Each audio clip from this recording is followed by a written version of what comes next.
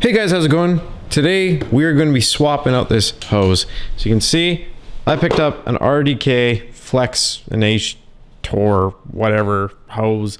I was just told basically it's better than the one I have because these curly ones are so dumb. Some people might like it because it extends. Maybe if you're a weekend warrior. Actually, I'm a weekend warrior too, and I can't stand this hose. These curly ones are just annoying.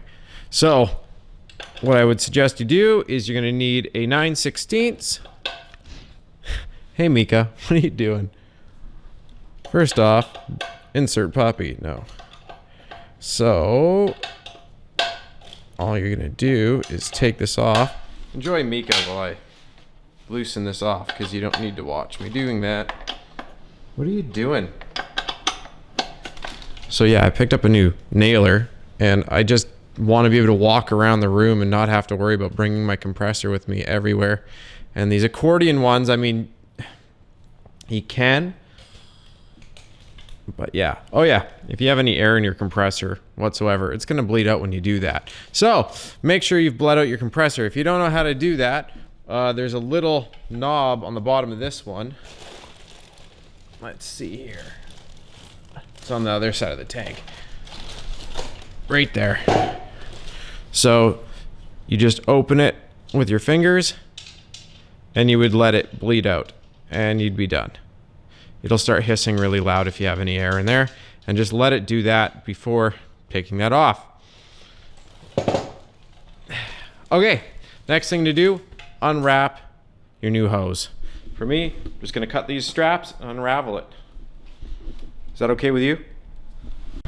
Next thing you want to do is grab some Teflon tape and wrap it around the threads the same way we're going to screw it in, which is clockwise. Yeah, because if you do that as you tighten it, it's going to tighten the Teflon tape as well.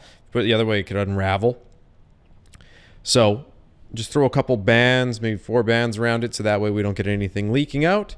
So just wrap it around there and then hand tighten it for the first like 3 turns.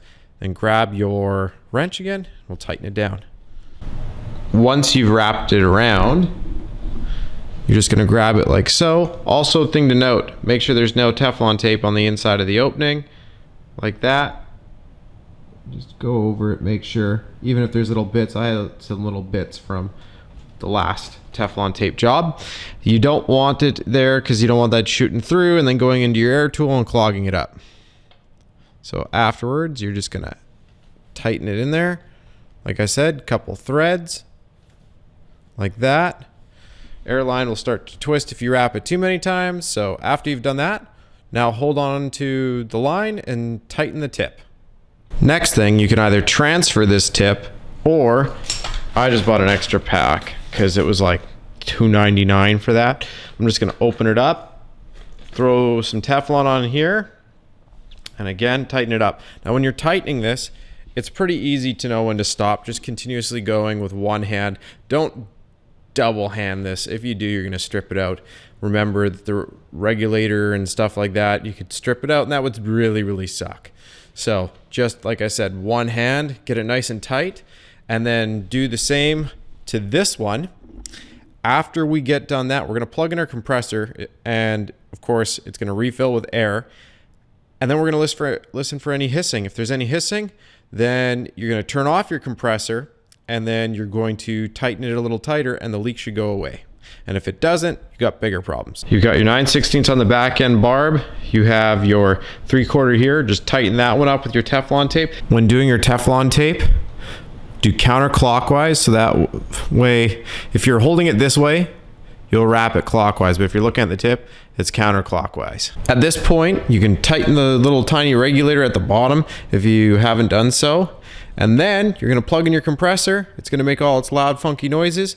And then you're just gonna wait for it to do its thing and fill up with air and just listen for any hissing once it does that. So, taking a look at it now, it's reached its current PSI.